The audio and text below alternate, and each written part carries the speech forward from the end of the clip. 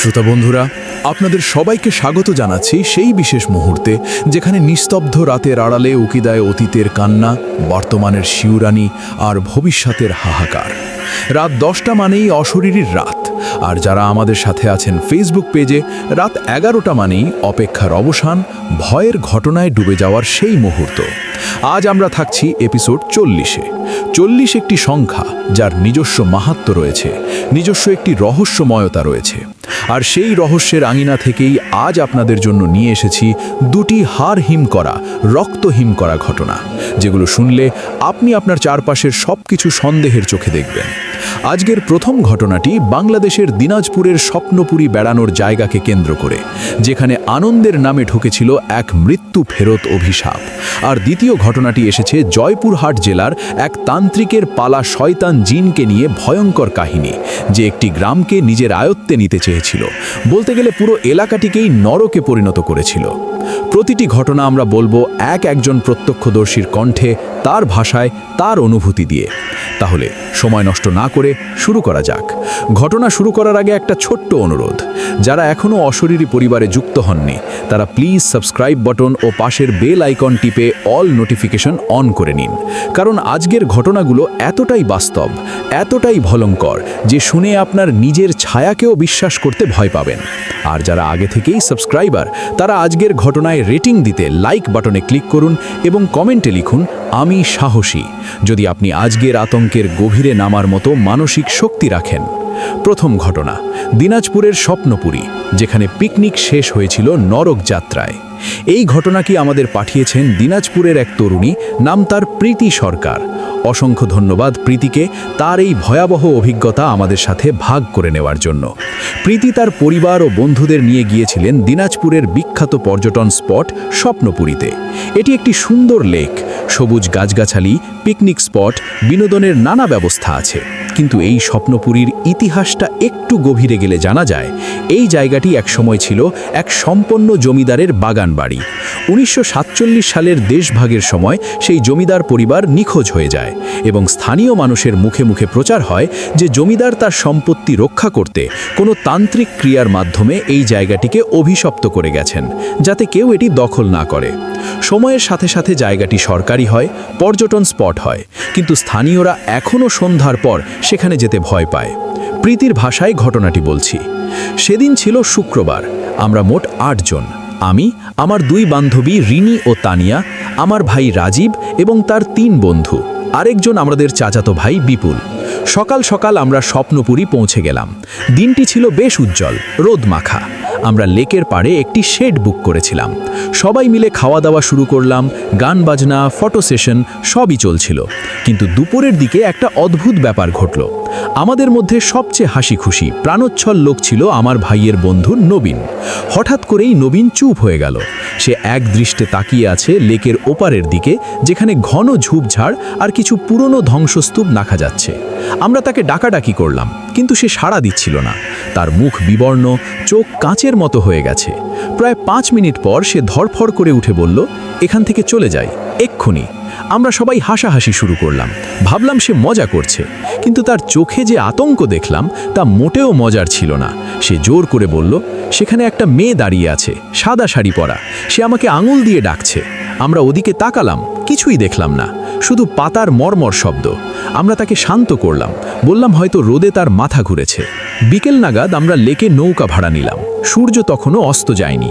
লেকের মাঝামাঝি গিয়েছি এমন সময় আমাদের নৌকার ইঞ্জিন হঠাৎ বন্ধ হয়ে গেল। নৌকা চালক অনেক চেষ্টা করেও ইঞ্জিন চালু করতে পারল না।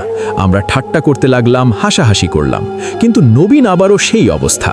সে নৌকার কিনারায় বসে হাঁটু মুড়ে মাথা গুজে কাঁপতে লাগলো। হঠাৎ লেকের পানির রং বদলে যেতে শুরু করলো। স্বচ্ছ নীল জল ধূসর, তারপর কালচে লাল হতে লাগলো। আমরা ভেবেছিলাম হয়তো সূর্যের আলোর প্রতিফলন, কিন্তু না, পানি সত্যিই গাঢ় লাল হয়ে উঠছিল, আর তাতে এক ধরনের দুর্গন্ধ ছড়াচ্ছিল, পচা রক্তের মতো গন্ধ। আমাদের একজন বন্ধু অরুণ হাসতে হাসতে বলল, কি ব্যাপার, স্বপ্নপুরীতে নাকি রক্তের লেক? কিন্তু তার হাসি মিলিয়ে গেল যখন সে নৌকার পাশে ঝুঁকে পানির দিকে তাকালো। সে চিৎকার করে উঠল, পানিতে হাত, একটি হাত ভাসছে। আমরা সবাই তাকালাম। সত্যি একটি পচে যাওয়া, ফুলে যাওয়া নরম হাত ভাসছে পানির উপর। তার আঙুলগুলো যেন আমাদের দিকে নির্দেশ করছে। আমরা আতঙ্কে চিৎকার শুরু করলাম। নৌকা চালক প্রাণপণে ইঞ্জিন চালু করার চেষ্টা করছিল।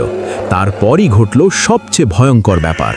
লেকের পানির নিচ থেকে অস্পষ্ট কিছু সাদা ছায়া উপরে উঠতে শুরু করলো। অনেকগুলো মানুষের আকৃতির। তারা পানির নিচ থেকেই যেন আমাদের দিকে তাকিয়ে আছে। আমরা স্পষ্ট দেখতে পেলাম একটি মেয়ের মুখ, চোখ দুটি ফাঁকা গর্ত, কিন্তু তার ঠোঁটে একটি বিকৃত হাসি। নবীন হঠাৎ দাঁড়িয়ে পড়ল আর চিৎকার করে বলল, ওই যে মেয়েটা, ওই তো আমার দিকে আসছে। সে নৌকার কিনারায় দাঁড়িয়েছিল। হঠাৎ মনে হলো যেন অদৃশ্য কোনো শক্তি তাকে ধাক্কা দিল। নবীন লেকের পানিতে পড়ে গেল। আমরা তাকে উদ্ধার করার জন্য হাত বাড়াতেই পানির নিচ থেকে ডজনেক সাদা হাত বেরিয়ে এসে নবীনের পা, হাত, কোমর জড়িয়ে ধরে তাকে নিচে টেনে নিতে লাগলো। আমরা চিৎকার করে নবীনের হাত ধরে টানাটানি শুরু করলাম, কিন্তু সেই শক্তি ছিল অপ্রতিরোধ্য। আমাদের একজন বন্ধুর হাতেও একটা স্পর্শ পেলাম, বরফের মতো ঠান্ডা, চটচটে। আমরা শেষ শক্তি দিয়ে নবীনের এক হাত ধরে রাখতে পেরেছিলাম, কিন্তু অন্য হাতটা পানির নিচের হাতগুলো ছিঁড়ে নিয়ে গেল। সে আমাদের হাত থেকে পিছলে গেল। নবীন সম্পূর্ণ পানির নিচে তলিয়ে গেল। তার চিৎকার কানে আসছিল, ওরা আমাকে নিচে টানছে, বাঁচাও। তারপর সব শব্দ বন্ধ। লেকের পানি আবার ধীরে ধীরে স্বচ্ছ নীল হয়ে এলো। রক্তের রং, দুর্গন্ধ সব উধাও। শুধু নবীনের একটি স্যান্ডেল ভাসছিল পানির উপর। আমাদের নৌকার ইঞ্জিন নিজে থেকেই চালু হয়ে গেল। আমরা তীরে ফিরে এসে পুলিশে খবর দিলাম। ডুবুরি দল এলো, সারা রাত খোঁজাখুঁজি করলো। নবীনের লাশ পাওয়া গেল পরের দিন সকালে লেকের ওই একই জায়গায়। কিন্তু আশ্চর্যের বিষয়, তার শরীরে পানি নিমজ্জনের কোনো চিহ্ন ছিল না, বরং তার গলা, বাহু, পায়ে অস্বাভাবিক কালো আঙুলের দাগ ছিল, যেন তাকে কেউ শক্ত করে ধরে রেখেছিল। তার মুখভঙ্গি ছিল চরম আতঙ্কে বিকৃত। পোস্টমর্টেম রিপোর্টে বলা হয়েছে হৃদরোগে আকস্মিক মৃত্যু, কিন্তু আমরা জানি সত্যি কি হয়েছিল। এরপর থেকে আমাদের সবার জীবনেও অদ্ভুত ঘটনা ঘটতে শুরু করে। আমরা যারা সেই নৌকায় ছিলাম, সবাই রোজ রাতেই একই স্বপ্ন দেখি। স্বপ্নে আমরা আবারও সেই লেকে আছি, আর নবীনের মুখ পানির নিচ থেকে আমাদের দিকে তাকিয়ে আছে। সে বলছে, ওরা এখনো অপেক্ষা করছে পরবর্তী জনের জন্য। আমাদের অনেকের শরীরেও অদ্ভুত কালো দাগ দেখা দিয়েছে, যা চিকিৎসায় সারে না। রিনি একা থাকলে শোনে কারো পায়ের শব্দ আর ঠান্ডা নিঃশ্বাস। তানিয়ার ফোনে রাতে অজানা নম্বর থেকে ফোন আসে। ফোন তুললে কেউ কথা বলে না, শুধু জলের বুদবুদের শব্দ আর দূর থেকে কারো কান্না শোনা যায়। আমরা সবাই মানসিকভাবে ভেঙে পড়েছি। একজন স্থানীয় বৃদ্ধ আমাদের বলেছিলেন, স্বপ্নপুরীর লেকটি একসময় জমিদার তার শত্রুদের ফেলে দেওয়ার জায়গা ছিল। সেখানে বহু মানুষ প্রাণ দিয়েছে। তাদের আত্মারা কোনো রেস্ত্রাম পায়নি, কারণ জমিদার তান্ত্রিকের মাধ্যমে তাদের আটকে রেখেছিলেন সেই জায়গায়, যাতে তারা চিরকাল তার সম্পত্তি পাহারা দেয়। এখন যে কেউ সেখানে যায়, বিশেষ করে দল বেঁধে আনন্দ করতে যায়, তাদের মধ্যে থেকেই তারা একজনকে বেছে নেয়, তাদের দলে ভিড়িয়ে নেয়। নবীনকে তারা নিয়ে গেছে, হয়তো আমাদের মধ্যেও আরও কাউকে নেবে। আমরা গ্রাম ছেড়ে চলে যাওয়ার চিন্তা করছি, কখনোই আর স্বপ্নপুরীর দিকে তাকাবো না। এই ঘটনা শতভাগ সত্য। প্রীতির ঘটনাটা এখানেই শেষ নয়। আমাদের টিমে যোগাযোগ করার পর আমরা স্বপ্নপুরীর ইতিহাস নিয়ে খোঁজ খবর নিয়েছিলাম। বহু স্থানীয় ব্যক্তি একই রকম অভিজ্ঞতার কথা জানিয়েছেন, যাদের কেউ কেউ লেকের পাশে সাদা কাপড় পরিহিত নারীকে ঘুরে বেড়াতে দেখেছেন, কেউ বা রাতে লেক থেকে উত্থিত আলোর মেলা দেখেছেন। তবে পর্যটন স্পট হওয়ায় এসব ঘটনা চাপা দেওয়া হয়। আপনিও যদি কখনো স্বপ্নপুরী যান, মনে রাখবেন সন্ধ্যা ডোবার আগেই ফিরে আসুন, কারণ সন্ধ্যার পর সেখানে যে স্বপ্নগুলো ঘুরে বেড়ায়, সেগুলো আপনার স্বপ্ন নয়, মৃত্যু ফেরত আত্মাদের নিঃশ্বাস। রাত 10টা মানেই অশরীরীর রাত। ঘটনাটি কেমন লাগলো কমেন্ট বক্সে জানাবেন। আপনারা কি ধরনের ঘটনা শুনতে চান সেটাও কমেন্ট বক্সে জানাবেন। অশরীরী কখনোই কালো জাদু, অন্ধবিশ্বাস, কুসংস্কারকে প্রমোট করে না। আর অশরীরীর সকল ঘটনা আপনি বিশ্বাস করবেন কি করবেন না, সেটা একান্তই আপনার নিজের ব্যাপার। তবে বিনোদন হিসেবে নেওয়াই হবে বুদ্ধিমানের কাজ। এখানে গল্প নয়, ঘটনা শোনানো হয়। রাত 10টা মানেই অশরীরীর রাত। এবার যাওয়া যাক আজকের দ্বিতীয় ঘটনায়। দ্বিতীয় ঘটনাটি আমাদের পাঠিয়েছেন জয়পুরহাটের এক সাহসী যুবক, নাম তার জাহিদুল ইসলাম। অসংখ্য ধন্যবাদ জাহিদুলকে তার গ্রামের ওপর দিয়ে বয়ে যাওয়া এই অন্ধকার অধ্যায়ের কথা আমাদের জানানোর জন্য। জাহিদুলের গ্রামের নাম আমরা প্রকাশ করব না, কারণ সেখানে এখনও সেই তান্ত্রিকের অনুসারীদের আতঙ্ক রয়েছে। জাহিদুলের ভাষায় ঘটনাটি বিস্তারিত শোনা যাক। আমাদের গ্রামটি একসময় খুব শান্তিপূর্ণ ছিল, সবাই মিলেমিশে থাকত। গ্রামের পাশেই ছিল একটি বড় বট গাছ, তার নিচে একটি ছোট মন্দির। সেখানে একটি শিবলিঙ্গ ছিল, যার নিয়মিত পূজা হতো। 2 বছর আগে আমাদের গ্রামে আসেন এক ব্যক্তি, নাম তিনি নিজেই দিয়েছিলেন বাবা ভোলানাথ। দীর্ঘকায়, রোগা, গায়ের রং কালো, গলায় রুদ্রাক্ষের মালা, কপালে চওড়া তিলক। তিনি বললেন তিনি একজন সিদ্ধ তান্ত্রিক, হিমালয়ের তপস্যা করে আসছেন, এবং তিনি স্বপ্নাদিষ্ট হয়ে আমাদের গ্রামে এসেছেন এই শিবলিঙ্গের সেবার জন্য। প্রথম দিকে তিনি খুবই ভালো ব্যবহার করতেন, মানুষের রোগ শোক দূর করতেন, অনইনফার্টিলতার সমস্যা দূর করতেন বলে নামডাক ছড়িয়ে পড়ল। মানুষ তাকে দেবদূত মনে করতে শুরু করল। তিনি ধীরে ধীরে গ্রামের কিছু যুবককে নিজের শিষ্য বানালেন, তাদের মাধ্যমে গ্রামের মানুষকে নানা কথা শোনাতে লাগলেন। তিনি বলতেন এই শিবলিঙ্গের নিচে একটি বিশাল খাজানা আছে, যা খুলে দিলে গ্রামের সবাই ধনী হয়ে যাবে, কিন্তু তা খুলতে হলে কিছু বিশেষ ক্রিয়া করা দরকার। এর মধ্যেই গ্রামে অদ্ভুত ঘটনা ঘটতে শুরু করে। প্রথমে গ্রামের গবাদি পশুগুলো রহস্যময়ভাবে মারা যেতে থাকে। তাদের শরীরে কোনো আঘাতের চিহ্ন থাকতো না, কিন্তু তাদের রক্ত শুকিয়ে যেত, চোখ দুটি উড়ে যেত। তারপর শুরু হয় মানুষের ওপর আক্রমণ। রাতে একা পথ চলতে গেলে কেউ কেউ বলেন তারা দেখেছেন লম্বা কালো কঙ্কালসার এক মানুষ তাদের পিছু নিচ্ছে, যার চোখ জ্বলে আগুনের মতো। অনেকে রাতে ঘুম থেকে উঠে দেখেন তাদের বিছানার পাশে কালো নিউনাকৃতি এক ছায়া দাঁড়িয়ে। গ্রামের মেয়েদের মধ্যে এক অদ্ভুত অসুস্থতা ছড়িয়ে পড়ে। তারা অচেতন হয়ে যেত, কথা বলতে পারত না, কেবল একটা নির্দিষ্ট দিকে তাকিয়ে থাকত আর কাঁদত। গ্রামের বয়স্করা বললেন এটা কোনো স্বাভাবিক ব্যাপার নয়, এটা কোনো ডাইনি বা জিনের কাজ। এদিকে বাবা ভোলানাথ বললেন এসব হচ্ছে কারণ গ্রামে শয়তানি শক্তি প্রবেশ করেছে এবং তিনি একাই এসব দূর করতে পারবেন, তবে তার জন্য দরকার কিছু বিশেষ উপকরণ। তিনি গ্রামের কিছু লোককে নির্দেশ দিলেন তারা যেন রাত 3টের সময় গ্রামের শ্মশান থেকে নতুন দাহ করা লাশের ছাই, শবদাহের কাঠের গুঁড়া আর শবের দাঁত নিয়ে আসে। মানুষ ভয়ে তাতে রাজি হলো। এইসব উপকরণ নিয়ে তিনি রাতের অন্ধকারে বটগাছের নিচে একটি যজ্ঞ শুরু করলেন। তার শিষ্যরা পাহারা দিত। সেখান থেকে বের হতো অদ্ভুত শব্দ, পশুর চিৎকারের মতো, আর এক ধরনের গন্ধ, পোড়া মাংস আর ফুলের মিশ্রণে বিকট এক গন্ধ। এই যজ্ঞের পর গ্রামের অবস্থা আরও ভয়াবহ রূপ নিল। এখন আর শুধু রাতে নয়, দিনের বেলাতেও গ্রামের মানুষ দেখতে পেত অদ্ভুত সব দৃশ্য। কেউ দেখত তার নিজের প্রতিবেশী রাস্তায় হাঁটছে, কিন্তু তার পিছনে আরেকটি ছায়া তার সাথে সাথে চলছে, যে মাথা নাড়ছে আর হাসছে।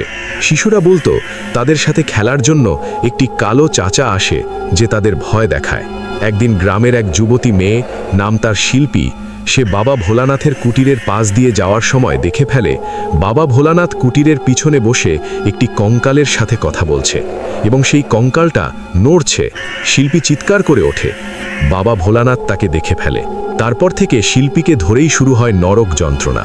সে রোজ রাতেই দেখত তার ঘরের দেয়াল দিয়ে রক্ত ঝরছে, তার শিয়রের পাশে একটি মুখ ঝুলছে যে তাকে বলে তুমি আমাদের রহস্য ফাঁস করেছ, এখন তোমাকে আমাদের সাথে আসতে হবে। শিল্পী ধীরে ধীরে পাগল প্রায় হয়ে যায়। তাকে শহরে চিকিৎসার জন্য নেওয়া হয়। আমি আর কয়েকজন তরুণ তখন সন্দেহ করতে শুরু করি। আমরা গোপনে বাবা ভোলানাথের কার্যকলাপ নজরদারি শুরু করি। এক রাতে আমরা দেখতে পাই বটগাছের নিচে তিনি তার শিষ্যদের নিয়ে বসে আছে আর মাটির ওপর একটি অদ্ভুত চিত্র আঁকছে, মানুষের রক্ত দিয়ে। তারা এক ধরনের মন্ত্র উচ্চারণ করছিল, যার মধ্যে আমরা শুনতে পাই অমুকের জীবন, অমুকের প্রাণ, সব আমার হাতে সমর্পণ, এই ধরনের কথা। আমরা বুঝে গেলাম এ কোনো সিদ্ধ পুরুষ নন, এ একজন কুলক্ষণ তান্ত্রিক, যে কোনো পালা শয়তান জিনকে ডেকে গ্রামের মানুষকে ভয় দেখিয়ে গ্রামটি নিজের দখলে নিতে চায়, যাতে ওই কথিত খাজানা সে একা দখল করতে পারে। আমরা স্থানীয় এক সত্যিকারের জ্ঞানী ফকিরের কাছে গেলাম। তিনি সব শুনে বললেন ও একজন অঘরী তান্ত্রিক, সে শ্মশান ঘাটে সাধনা করে এক শয়তানি শক্তিকে বশ করেছে। সেই শক্তি এখন তার আদেশে গ্রামে ত্রাস সৃষ্টি করছে। এই শক্তিকে বলে নিশাচর। এটি মানুষের ভয়ে বেঁচে থাকে, আর তান্ত্রিক তার মাধ্যমে মানুষের জীবন শক্তি শুষে নিয়ে নিজের শক্তি বাড়ানোর জন্য। ফকির সাহেব আমাদের একটি উপায় বললেন। তিনি বললেন শয়তানি শক্তিটির আসল আস্তানা বটগাছের নিচেই, মন্দিরের নিচে একটি গুপ্ত স্থানে। সেখানে তান্ত্রিক তার একটি প্রতীক রাখে, সাধারণত একটি হাড় বা পাথর যা রক্তে রঞ্জিত। সেটি ধ্বংস করতে পারলেই শক্তি দুর্বল হবে, কিন্তু সেটি করতে হলে আমাদের খুব সতর্ক হতে হবে, কারণ তান্ত্রিক জানে না আমরা তার রহস্য জানি।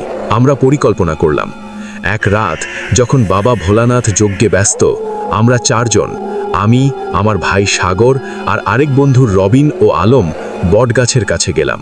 ফকির সাহেব আমাদের দিয়েছিলেন কিছু বজ্র মুদ্রা ও হরিতকি। আমরা মন্দিরের পিছনে মাটি খুঁড়তে শুরু করলাম। প্রায় 3 ফুট নিচে আমরা পেলাম একটি লাল কাপড়ে মোড়ানো একটি বাক্স। বাক্সটা খুলতেই এক ভয়াবহ দুর্গন্ধ বেরোলো। ভিতরে ছিল একটি ছোট খুলি, সম্ভবত শিশুর, তার উপরে শুকনো রক্ত আর কয়েকটি কালো পাথর। আমরা ফকিরের দেওয়া লবণ ও গঙ্গাজল দিয়ে সেগুলো ধুয়ে ফেলার জন্য তৈরি হচ্ছিলাম। এমন সময় শুনতে পেলাম এক বিকট চিৎকার। বাবা ভোলানাথ সেখানে চলে এসেছে। তার চোখ রক্তবর্ণ, সে আমাদের দিকে একটা লাঠি নিয়ে ছুটে আসছে। সে চিৎকার করে বলছে, তোমরা আমার সাধনা নষ্ট করবে, আমি তোমাদের রক্ত পান করব। ঠিক তখনই অদ্ভুত ব্যাপার ঘটল।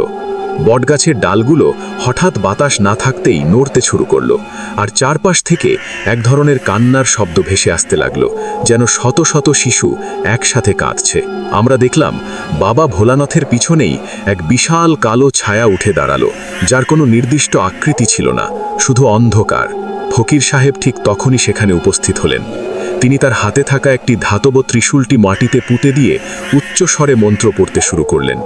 কালো ছায়াটি যেন আর্তনাদ করে উঠল। বাবা ভোলানাথ কেঁপে কেঁপে মাটিতে লুটিয়ে পড়ল। ফকির সাহেব তাড়াহুড়ো করে আমাদের বললেন, বাক্সটা দাও। তিনি সেই বাক্সটা নিয়ে আগুন ধরিয়ে দিলেন। খুলি আর পাথরগুলো আগুনে পুড়তে লাগলে আমরা স্পষ্ট শুনতে পেলাম আশেপাশে আরও জোরে আর্তনাদের শব্দ, কিন্তু সেগুলো ধীরে ধীরে দূর হতে হতে শেষ হয়ে গেল। কালো ছায়াটি মিলিয়ে গেল। বাবা ভোলানাথ অচেতন হয়ে পড়ে রইল। পরের দিন গ্রামের মানুষ সব জানতে পারল।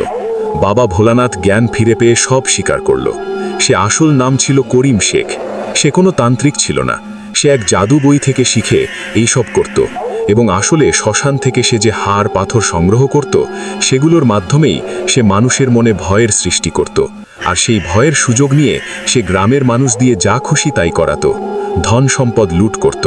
কিন্তু শেষের দিকে সে যে কালো ছায়াটি দেখাতে শুরু করেছিল, তা আসলে গ্রামের মানুষের সম্মিলিত ভয় আর তার নিজের মনের অন্ধকার থেকে জন্ম নেওয়া এক সাইকিক প্রজেকশন ছিল, যা ফকিরের মন্ত্র আর প্রতীক ধ্বংসের মাধ্যমে কাটিয়ে ওঠা সম্ভব হয়েছিল। তাকে পুলিশে সোপর্দ করা হয়েছে। কিন্তু ঘটনা এখানেই শেষ হয়নি।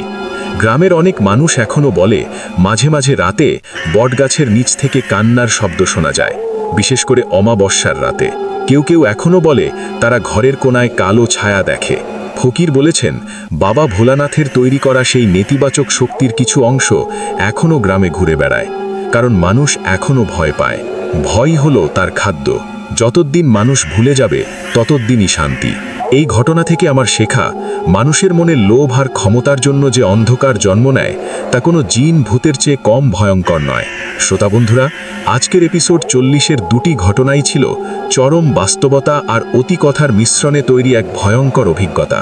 দিনাজপুরের স্বপ্নপুরী আমাদের দেখালো আনন্দের মাঝেও কিভাবে লুকিয়ে থাকতে পারে শতাব্দীর অভিশাপ। আর জয়পুরহাটের সেই তান্ত্রিকের ঘটনা আমাদের সতর্ক করে দিল, মানুষের মনের অন্ধকারই পারে সবচেয়ে বড় ভূত সৃষ্টি করতে। আপনাদের কেমন লাগলো আজকের ঘটনা অবশ্যই কমেন্টে জানাবেন। আগামীকাল আবারও দেখা হবে নতুন কোনো সত্যি ভৌতিক ঘটনা নিয়ে। সে পর্যন্ত ভালো থাকুন, সুস্থ থাকুন, আর মনে রাখবেন, রাত 10টা মানেই অশরীরীর রাত। আমাদের ফেসবুক পেজে যুক্ত হতে ভুলবেন না। রাত 11টা মানেই অপেক্ষার শেষ। শুভরাত্রি।